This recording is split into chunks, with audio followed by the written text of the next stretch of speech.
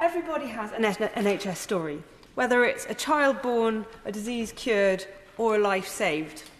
I've seen the NHS at its best when my 5-year-old son got appendicitis on Christmas Day, and 3 days later he was home and happy without his appendix. But I've also seen the NHS at its worst, when my fiercely independent grandmother tripped over and bruised herself. What followed included misdiagnosis, mismedication, a morphine overdose, a 6-month-long stay in hospital, enormous frustrations trying to access social care, and she returned home only to die. My experiences reflect, I suspect, a national picture of many, many lives saved against the odds.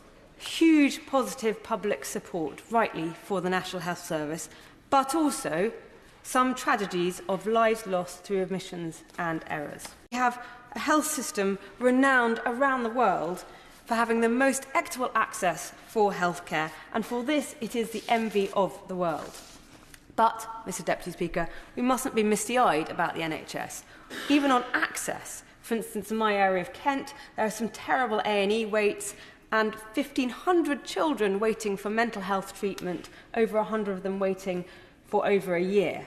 So I welcome the recently announced £20.5 billion funding coming for the NHS and the forthcoming social care settlement, which is really important because it won't work to fund the NHS if we don't also give social care the funding it needs.